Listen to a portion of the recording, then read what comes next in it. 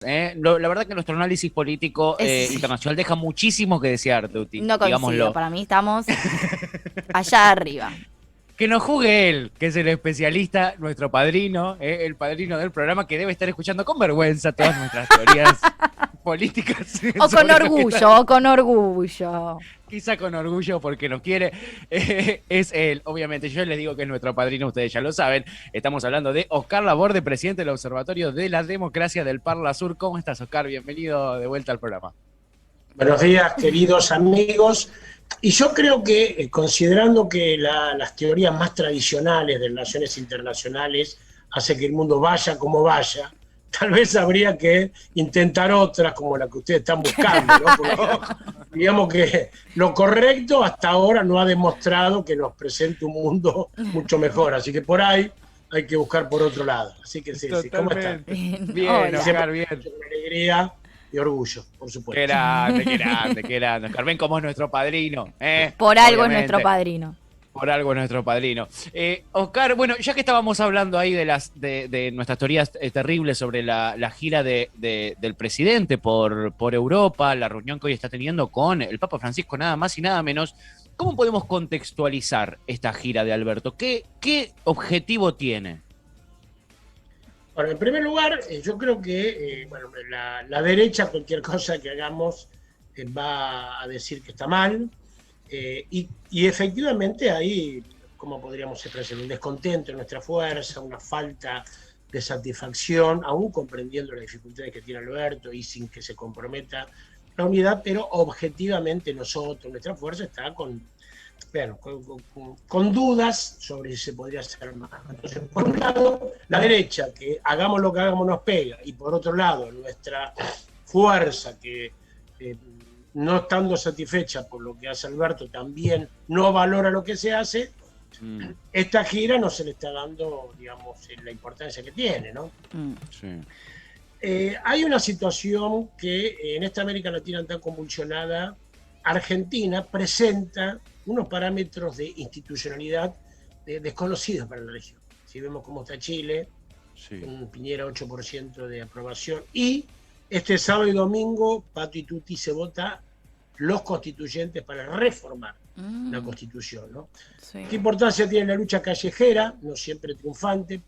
Ustedes fíjense que de una pelea por el aumento del boleto en Santiago de Chile, escaló tanto la lucha que terminó en la reforma de la Constitución. Entonces, ¿no? por eso el descontexto es tan grande que hay que ver para dónde sale. Entonces, vemos Paraguay, que en agosto van a sacarlo a Audo Benítez, es un secreto a voces. Vemos Bolsonaro, que está haciendo desastre en Brasil. Vemos Chile, vemos Perú, que puede ganar efectivamente la izquierda.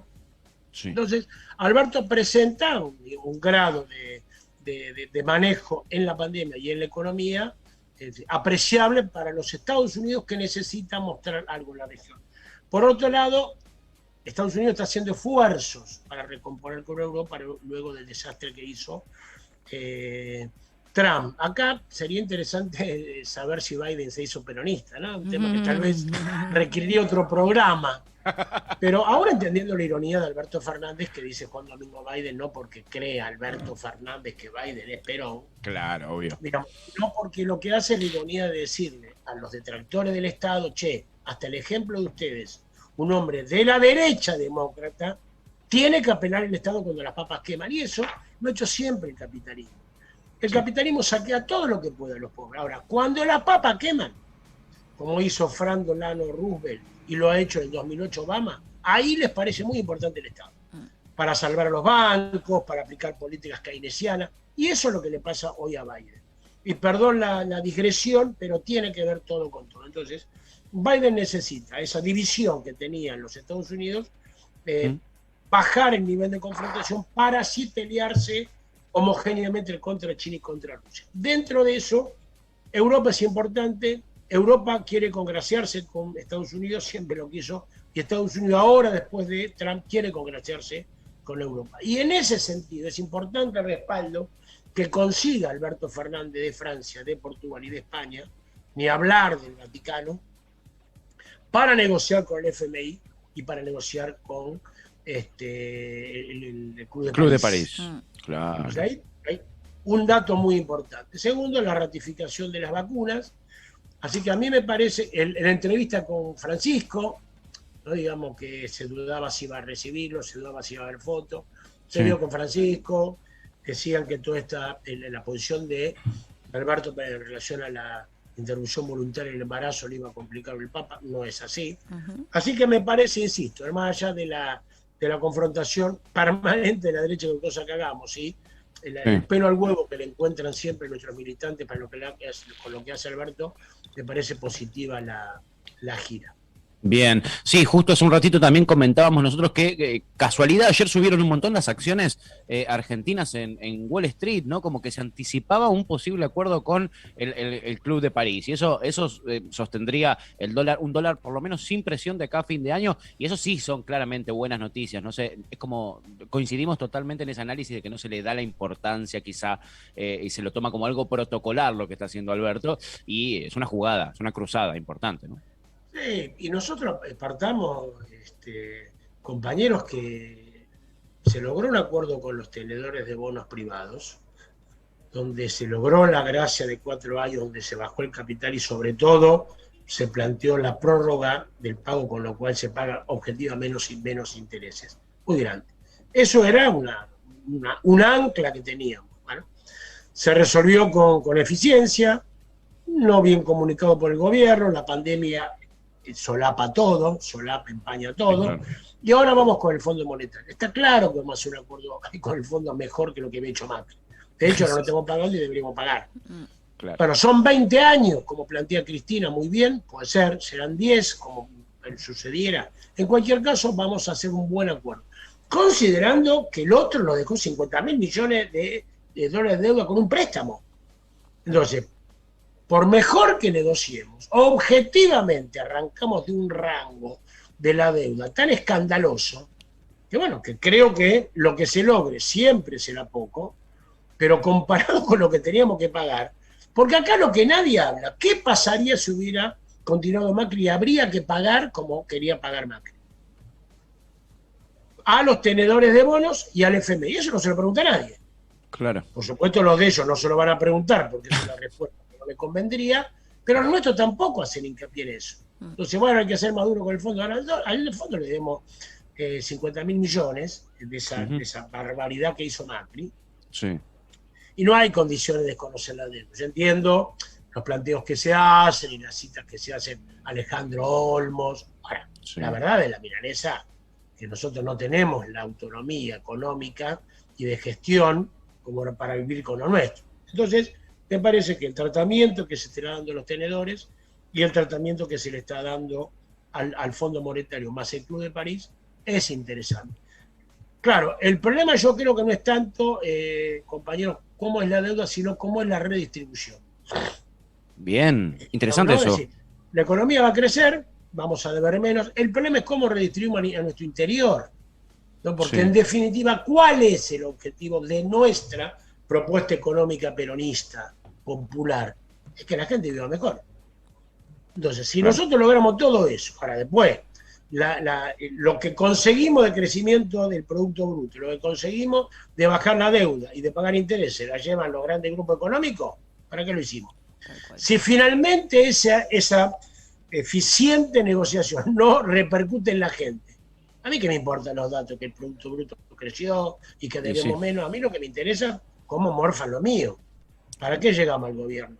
Llegamos al gobierno para que nuestra gente viva mejor. Y la gente lo votó por eso. Entonces, la medida debería ser, porque hasta los nuestros economistas o economicistas podrían decir, bueno, se consiguió esto, se consiguió lo otro. Eso está muy bien. Pero eso es solamente la base para poder pensar una redistribución más equitativa, que es finalmente lo que vinimos a hacer. Con un gobierno que sabemos que es de amplitud. Sí. ¿No? Y nosotros lo sabíamos y que lo hemos dicho varias veces en este programa. Sí. Nosotros cuando lo llamamos a Massa, muchachos, sabíamos que Massa pensaba diferente. Sí, tal cual. No digamos claro. Así, no es que la opinión que tiene Massa sobre la hidrovía y las relaciones que tiene con Jean Denul, el principal operador de la hidrovía, los descubrimos en un hotel que estaba... No, sabíamos. Entonces hay que saber que nosotros tenemos que gobernar con esta coalición nacional. Adentro de esa coalición nacional hay que dar disputa. No es que hay que callarse la boca, al revés. La amplitud y la heterogeneidad del acuerdo obliga a que nosotros digamos lo que tenemos que decir. Entonces, obliga a que Cristina diga 20 años de prórroga con el fondo, obliga a que nosotros decimos mayor control estatal sobre la hidrovía, obliga que digamos basta de beneficiar a los grandes grupos económicos. Ese es el equilibrio, claro. Lo que hay que hacerlo con un cuidado semejante que llegado el momento, esas críticas no pongan en cuestión la unidad, ¿no? Es decir, conflicto al interior del frente de todo y síntesis. Bien. Entonces, me parece que en ese sentido lo que se está logrando es la base para que pensemos en este año, pero sobre todo en el que viene, una mejor distribución para nuestra gente, y la medida tiene que ser cuánto pobre tenemos. Claro. ¿Cómo le va a nuestra gente? Total. El aumento del salario real. Es decir, si nosotros pudiéramos identificar solamente en una meta, lo que yo esperaría de este gobierno es que el salario le vaya ganando la inflación de acá para adelante hasta recuperar por lo menos lo que teníamos en el 2015. Pues bueno, qué poco ambicioso tu objetivo. Y, digamos, yo quisiera trabajar 2 días, 4 horas, hacer la reforma agraria, y sí, está bien, pero eso no se puede lograr. Estamos hablando de, perdón mi pragmatismo extremo, ¿no? Digamos, pero bueno, también hay que hacer lo que se puede. Está claro que no se van a mover las masas con columnas, con carteles que digan hagamos lo que podamos. Pero bueno, y en el juego está bien que haya movilización, y el hecho de que no haya movilización callejera a nosotros nos perjudica. Porque una cosa es decir, controlen los precios, digamos, con algún acto o alguna solicitada, y otra cosa es meter 2 millones de tipos en la calle y decir aumenten las retenciones. Claro. Nosotros, esta pandemia, entre otros daños que nos ha hecho, es nuestro poder de fuego principal, que no es operar sobre los grandes medios. Nuestro poder de fuego es la movilización callejera. Y eso no lo estamos pudiendo hacer por las condiciones que todos sabemos. Sin duda, Oscar, concuerdo. Eso es lo que le está faltando a este frente peronista que gobierna el país, y se ve claramente cómo las movilizaciones populares son transformadoras, bueno, a lo largo de la historia, pero también en este momento en la región. Recién vos mencionabas a Chile, y lo que está sucediendo en Colombia también es muy interesante, porque son años, décadas y décadas. Hemos hablado mucho con vos en otras ocasiones sobre la historia que tiene Colombia, ¿no? Detrás, y de repente una reforma tributaria súper liberal, ¿no? Como todo lo que proponen los gobiernos colombianos, logra que la gente salga a la calle y que ahora empiece a tener otro tipo de reivindicaciones muchísimo más profundas, ¿no? Sí, claro. Bueno, justamente lo que decíamos, la característica de la época es la bronca, el enojo, la resistencia de la gente, del pueblo, contra las medidas neoliberales. No todos contra el neoliberalismo y no siempre contra los gobiernos, sino contra las medidas. Es una medida neoliberal aumentar el boleto en Santiago de Chile, es una medida neoliberal aumentar el gas en Ecuador, es una medida neoliberal la propuesta, la reforma tributaria en Colombia. ¿Sí? Entonces la gente protesta contra las consecuencias de las medidas, pero efectivamente cuando se despliega y toma dinámica propia la lucha, se da cuenta que el problema no son las medidas. Por eso muchas veces cuando se retrotrae el tema de las medidas que se propone, la gente pide más, ¿no? Descubre que el problema es el gobierno, y más aún es el propio neoliberalismo. Y sí, la lucha ha hecho que, digamos, que se retroceda, se viviría mucho peor. Los presidentes serían mucho más peor, diríamos, si no fuera por las luchas, ¿no? A pesar del riesgo de la pandemia, a pesar de la criminal represión, ¿no? Pero yo creo que nuestra esperanza es la lucha de los pueblos y lo que hagan votando, como el México, como la Argentina. Claro, ¿para esto qué significa? Tiene que haber luego una unidad del campo popular. Porque si la gente lucha, como en Chile, de manera consecuente, arriesgada, sacrificada, constante, y después hay 6 listas de izquierda, como hay en la próxima elección en Chile, claro, es un problema. No sé, porque la derecha lo que aprendió, muchachos, que va siempre junta. Sí. Bien. La derecha va siempre junta. Olvídate. Eso no falla. La reta, así. Son posicionamientos previos para ver cómo queda acomodado mejor. Ahora, que va a haber una lista de Vidal, otra de la reta, otra de Macri, olvidémonos. Claro, Ellos van a ir siempre unidos. El problema somos nosotros. claro. Eso Si está claro. nosotros no logramos, como en Ecuador, hacer un puente hacia los indígenas y Sí. hacia la clase media, si no logramos, como en Chile, hacer un frente que confluya a todos los que luchan se agotan. Porque la responsabilidad del manifestante no es armar una fuerza electoral. La responsabilidad del militante es salir a la calle y protestar. Luego tendrán los que dicen ser representantes de los pueblos que organizarse. Ahora, si los que dicen ser representantes de los pueblos después se dividen, bueno, el pueblo hay un momento que tiene que continuar con su vida.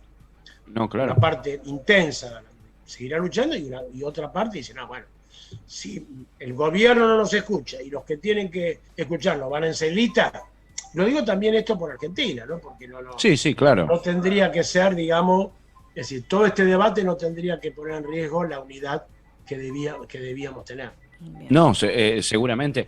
Y vos decís eso y yo pienso inmediatamente en Bolivia, Oscar, donde, bueno, se llegó al poder, ¿no? El movimiento al socialismo ganó las elecciones presidenciales, llegarse al poder.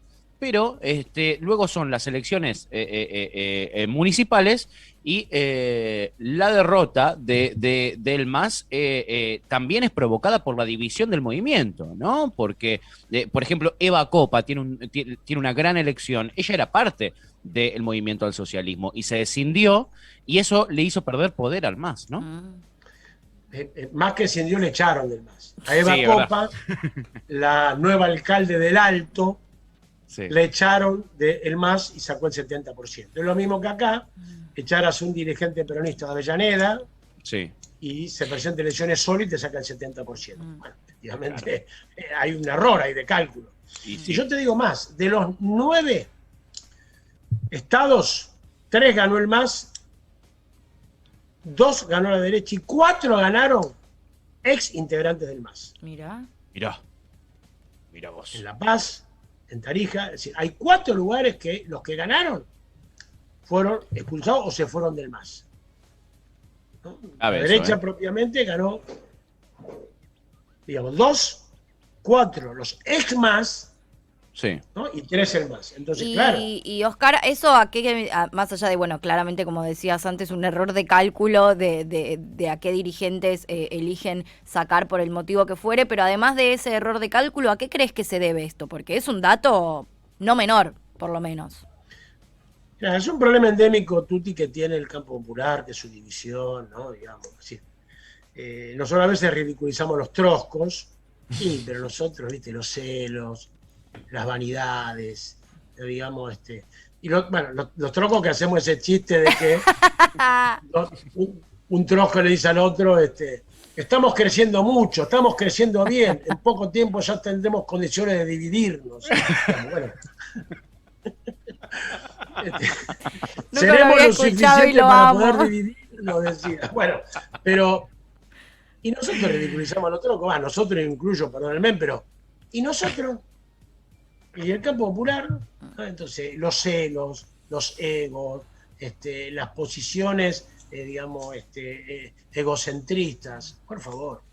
Es decir, yo creo que a veces, yo les confieso, en este medio que me permite mucha honestidad, a veces si nuestra gente supiera lo que realmente pasa entre los dirigentes, sale corriendo. Sí. O sea, hay que exigirle que en esta coyuntura no se puede, como pasó en Bolivia, ir dividido de tal manera que o gana la derecha o generamos una división. O sea, vos lo decías muy bien, Pato, unido y ampliado. Es decir, acá hay 2 conceptos que son parecidos pero no son iguales. La unidad es cuando te juntás con los que piensan como vos. Sí. La amplitud es cuando te juntás con los que no piensan como vos. Y acá lo Claro. que hay que producir es la unidad de lo diverso para confrontar lo antagónico. Interesante. Es decir, Bien. ¿piensa lo mismo el presidente de la Cámara de Diputados que la presidenta de la Cámara de Senadores? Claramente no. No piensa lo mismo. No, Y claro. yo diría, gracias a Dios, porque los que votaron porque íbamos con alguien diferente son los que nos permitieron ganar. Ahora, ¿qué es un problema gobernar que alguien que no piensa como vos? Sí, está bien. Tenés la opción, de alguna manera le pasó al correísmo y de alguna manera le pasó al grupo de Evo, andá con los tuyos, para después no ganás. Claro, claro. Entonces, ¿por qué pasa eso en Bolivia? ¿Por qué pasa eso lo mismo en Chile? ¿Por qué pasa menos en Argentina? Porque al estar el peronismo es más contenedor, un movimiento histórico con el peronismo acostumbrado a convivir con tendencias internas. Ahora, las divisiones dentro de Chile, digamos, la insistencia en hablarle a los suyos en Ecuador y la exagerada presencia de Correa, y la división en Bolivia, es imperdonable. ¿No? Estamos hablando con una derecha cruel, que se une, que no se equivoca, y nosotros así vamos, digamos, celándonos, poniéndonos piedra, enfrentándonos entre nosotros. Bueno, finalmente tenemos que comprender que nosotros elegimos ser dirigentes para representar lo mejor posible a nuestra gente. Volvemos al tema de cuál es la medida de resultado de este gobierno y también volvemos a cuál debe ser la responsabilidad de nosotros para con nuestros militantes y votantes, ¿no? Eso es lo que me parece que pasó en Bolivia. El desastre fue que se dividieron. Claro, claro. Esa fue la catástrofe. Recién hablábamos de eso, ¿no? De la importancia de la unión, ¿no? Del campo popular. Y de repente comienza a resurgir la figura de Luis Ignacio Lula da Silva, nada más y nada menos, Oscar. ¿Podés llegar a pensar lo mismo que pienso yo, que quizá Lula es un instrumento unificador para las izquierdas regionales, para los movimientos populares en la región, como para cerrar con quizá la entrevista con un poquitito de esperanza para el futuro? Vos, como decía un amigo mío, me decía, dejamos el pesimismo para momentos mejores. Estamos tan mal que... No, yo soy claramente optimista. Dice, trato de no engañarme a mí mismo. Olvídate. Para lograr lo que quiero tengo que saber lo que pasa, ¿no? Entonces, si yo miro la región, yo soy optimista. Porque la lucha del pueblo chileno va a llevar a que finalmente los sectores populares, aún divididos, como hay segunda vuelta en las gobernaciones, ganen 11 o 12 de las 16 gobernaciones. Lo más factible, si hay primarias para presidente, que el próximo presidente de Chile sea del movimiento popular. Punto uno. Punto dos, en Colombia la lucha están haciendo temblar a un poder político militar sustentado por los Estados Unidos. El aporte militar que hace Estados Unidos, Colombia está en segundo lugar. Primero está Israel, ya sabemos por qué. Segundo está Colombia. Y en Colombia hoy, si hubiera elecciones, ganaría Gustavo Petro. En Perú puede ganar izquierda, sería todo otro programa, pero hay una izquierda rural, una izquierda, digamos, más vinculada a la representación de lo realmente excluido del Perú, podría ganar. Y en Brasil, ayer estuve en una videoconferencia con Dilma Rousseff y nos decía, Lula va a ser candidato, sin ningunísima duda, y Lula puede ganar las elecciones, si fueran hoy ganaría. Entonces, eso hace que esa idea de que hay una hora irreversible de la derecha no es así, ¿no? Solamente cuando los sectores populares no se organizan como debiera puede ganar la derecha. Cuando cumplen lo que hay que cumplir, como en Bolivia en la presidencial, como en Argentina, como está haciendo en la lucha en Colombia, realmente se puede ganar. Yo creo que está hoy más cerca de que un avance del progresismo en los sectores populares que se confirme la derecha. La derecha tiene muchos problemas. La derecha tiene que matar gente en las calles para imponer sus medidas. Esto no son los 90, cuando se aplicaban medidas neoliberales y la gente iba y votaba de vuelta a los candidatos de ellos. No es así. No, claro. Entonces, me parece que yo soy optimista en la región porque veo al pueblo luchando, ¿no? Y veo a la gente en la calle, y veo a la juventud, una juventud comprometida, que es crítica incluso hasta las representaciones populares, no solamente las representaciones tradicionales. Una parte de la juventud lo que está criticando son las representaciones tradicionales de la izquierda. Claro. En Chile, los socialistas, Verónica Mendoza en Perú. Así que yo soy optimista porque cuando el pueblo lucha, cuando el pueblo se moviliza, lo que me daría pesimismo si se soportaran las medidas neoliberales sin pelea. Claro. Eso sí me daría pesimismo, digamos.